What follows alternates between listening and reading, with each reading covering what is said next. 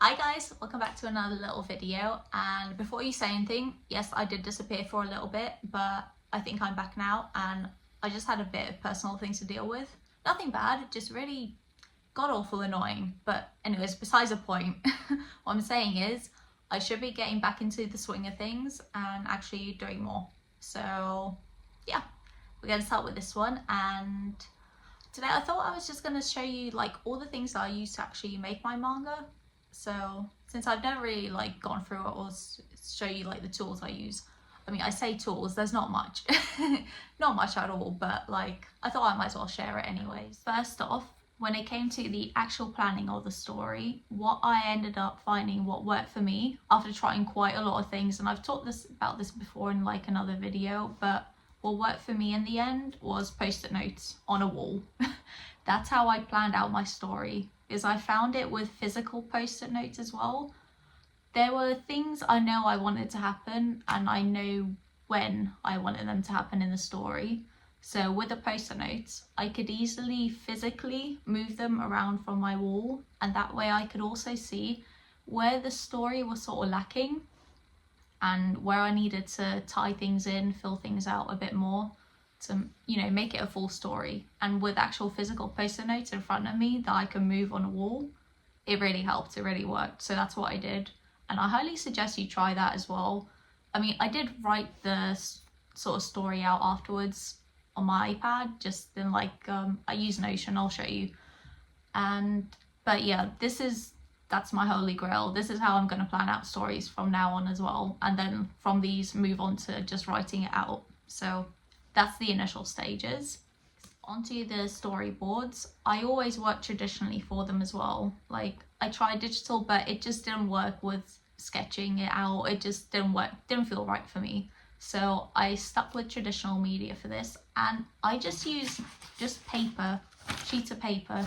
It works for me.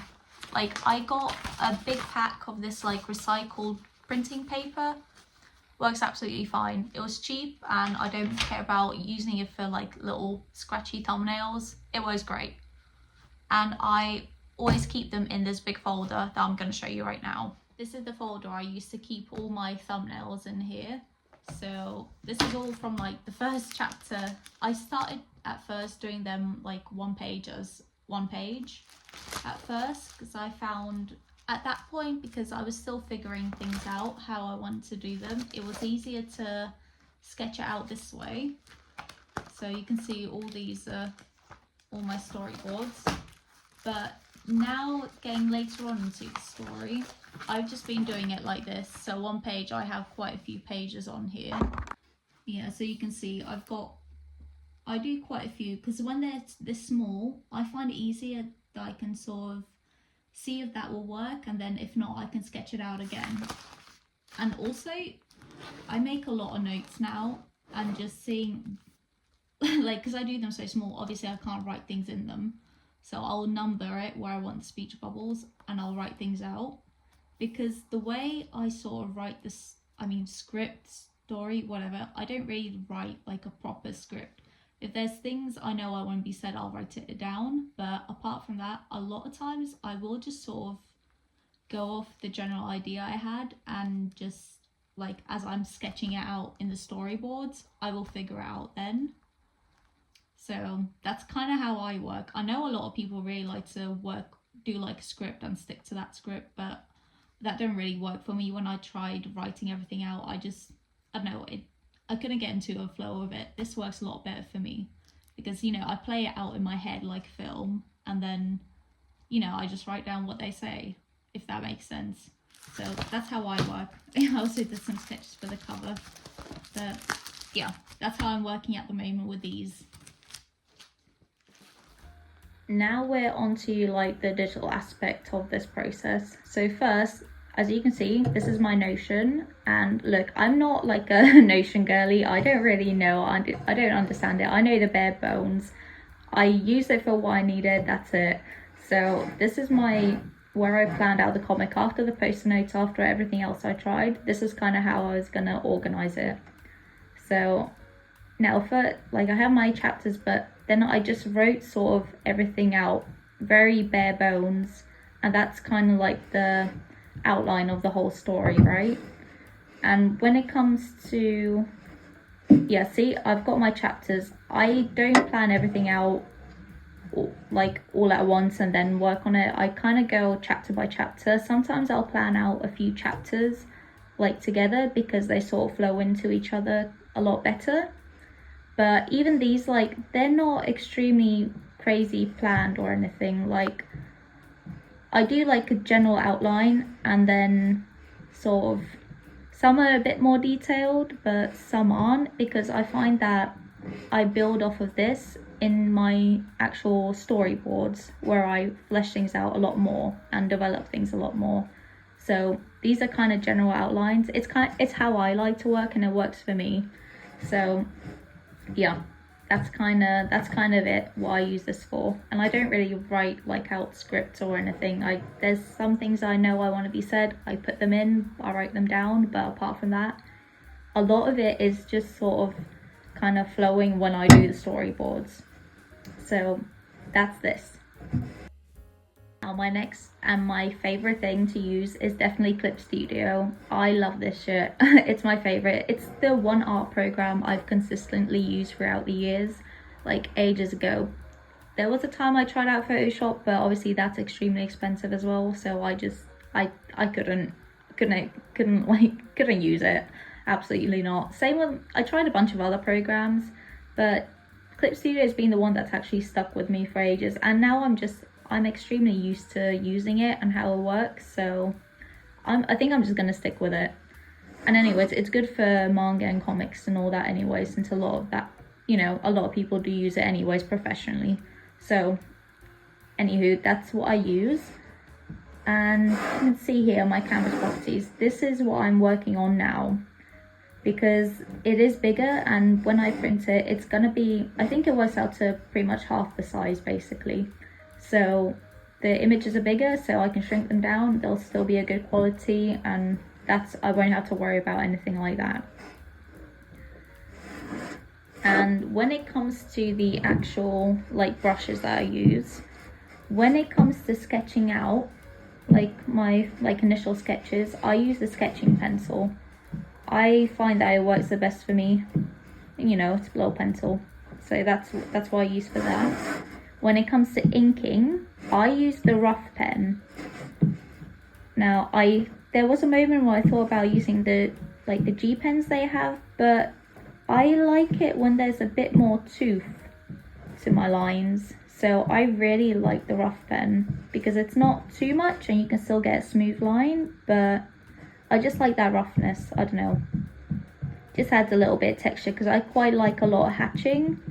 So all that texture, I really like it. I really like how it looks. I'm a big fan. And sometimes, I know I have some of these brushes, like might use something like this in the background when I'm doing a lot of hatching and I just need to build it up, so I'll use them. I recently downloaded these. They're quite nice.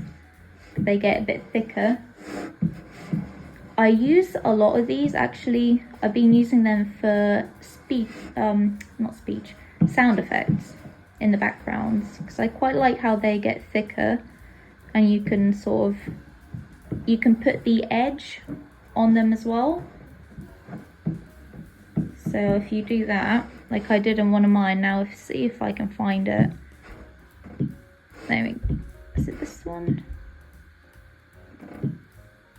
Was it border effect? I think so. It's white now. So if I do like the paper color, yeah, you see it does like a little line. There's like a little line, and I really like that for the sound effect. So that's what I've been doing at the moment, and using those brushes, it kind of makes it a bit more hand drawn and sort of textured, which I really like. So I'm a big fan of those. Then when it comes to like any sort of downloaded things, to be fair, I don't really use the assets that much, but like I have downloaded a lot of things. Let's go through what I've actually downloaded. Yeah, so yeah, I've downloaded a lot of brushes. There's some gradient maps, which I think I might mainly start using, especially when I do more covers and more illustrations for the inside of my manga. so I thought those might be helpful just to get a good color palette to start with. Yeah, just a bunch of brushes, honestly. When you sort of start looking at one, you look at a bunch of them and you just start downloading them. So, oh yeah, I quite like these patterns. I know I use them for a few like chair patterns, so they're quite handy, since drawing them out by hand would just be way too time consuming. Yeah, paper, brushes, yeah. I can't remember if these came with the Clip Studio thing or if these were downloaded, but I tried them, but they didn't look right. Like, I'd rather draw them out and do the sort of edge on them. Yeah. Oh yeah, I downloaded a gun because I had no idea how to draw a gun. I couldn't for the life of me. And the head, like, I've used it I think a couple of times, but again, I prefer just drawing everything out by hand, if I'm honest.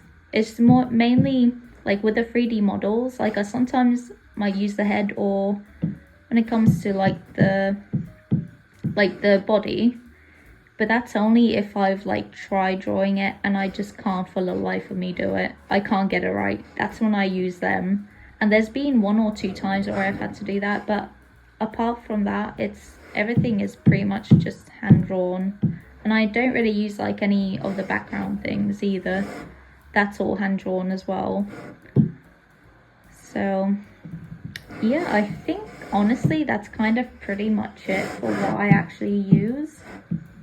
There's not the flat dry texture brush. I love that one. Yeah, this one's good. I use this in some of the backgrounds as well, just to add a bit more layers to it.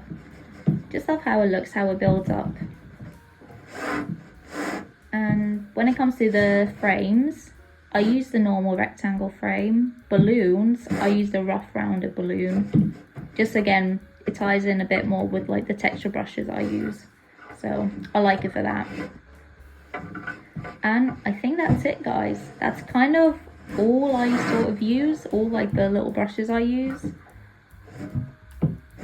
And yeah, I could show you a little sneak peek of this chapter I'm working on right now, chapter 9. This is how far I am at the moment. God, that this like metal like railing, I don't know what you want to call it, railing, door, whatever, wall, took me a long time. I couldn't figure out the pattern out for the longest time, but got there in the end. Anyways, yeah, this is kind of what I'm working on now. I'm gonna get back to working on it in a bit. So yeah, that's kind of the end of the video, and I hope you guys like enjoyed watching me talk about what I actually used to make this.